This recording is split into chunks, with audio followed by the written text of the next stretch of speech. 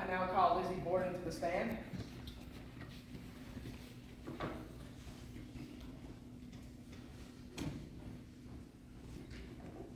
State your full name Lizzie Andrew Borden. and your age. I'm 32 years old.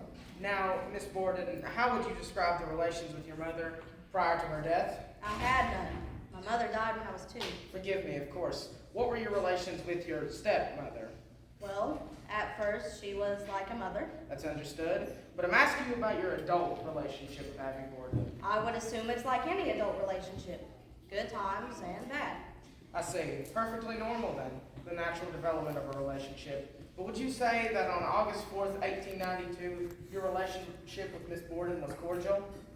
One would have to define cordiality. All right. According to your definition, were you cordial with Abby Borden? According to my definition, yes. And how would you describe relations between your father and mother? Stepmother. Well, I'm not sure I know how to explain it. I don't see any difficulty in the question.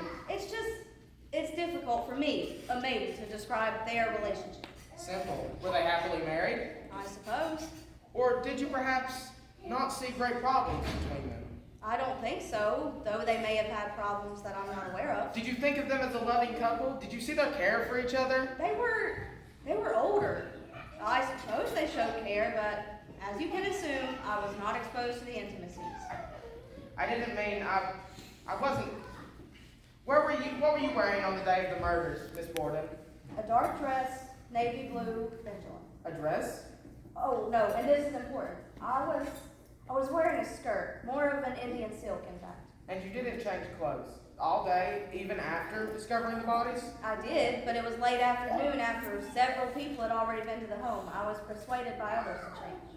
You did not change until afternoon. Late afternoon. Let's return to your cordial relations with Abby Borden. Very well. We've established that you called her Miss Borden sometimes, and sometimes Mother. Sometimes mother.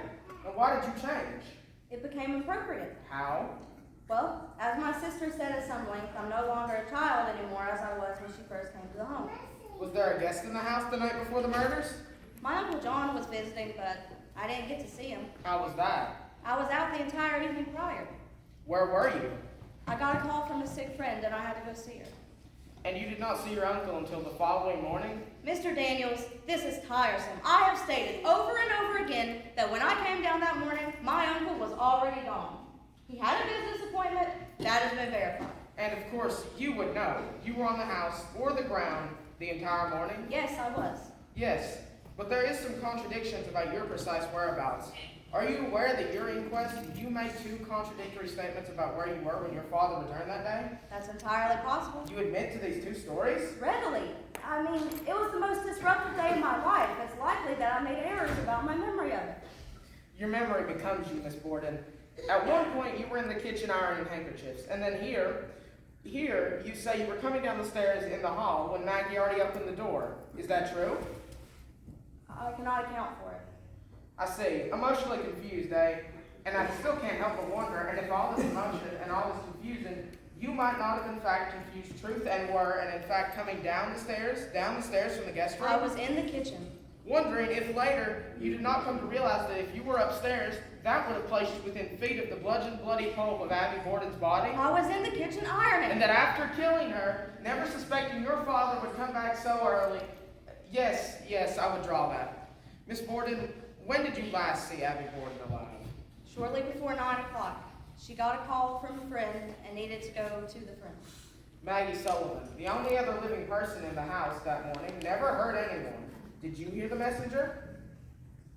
No, but I had no reason to doubt Mother's word. Of course not. No great mystery.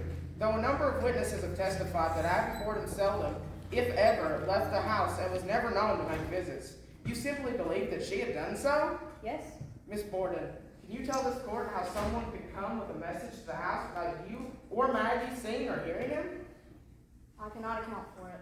But we suppose that if a messenger came and went without being seen or heard, then perhaps an intruder could. Well, one would assume an intruder to have been grimly quiet. Grimly quiet. Quietly going up creaking stairs, quietly hacking an old woman to death, her body quietly falling. Then, quietly staying upstairs and hiding for well over an hour while two women go to and fro, stays hidden until Andrew Borden returns, and then grimly, quietly, this grim intruder waits, knowing where the maid and daughter are throughout this time, and somehow quietly sneaks past both of them, still unseen and unheard, and whacks to death a second human being, and then leaving again, somehow quietly and unheard, leaps through a locked door, closing it behind him, and no one seeing or hearing this quiet intruder. Lizzie Borden, how do you account for that? I cannot account for it. And yet you would have these reasonable men of the jury to believe you? Yes, I would, but recall as you have stated before, I did not hear the messenger either. But you see, Miss Borden, the only proof we have of this first quiet intruder is the word that your mother said as much. The second messenger, however, left proof that he was there. Lizzie, did you love Andrew Borden? Of course! As my wife, unmarried, he was the man of whom my world depended on, and I never forgot that. Of course I loved him dearly. I believe that, Lizzie. See, I never believed you wanted to kill your father. Of course not. I know your love for him is the natural thing for a young maiden woman, and I know it is not easy to love a second wife of one's father. I suppose. Yes, and it's perfectly normal for an unmarried daughter to resent the stepmother. It has always been so. That would seem the natural thing. And it's natural for that resentment to grow and grow through long years to such a point of bitterness and hatred that killing becomes a possibility. No, not that.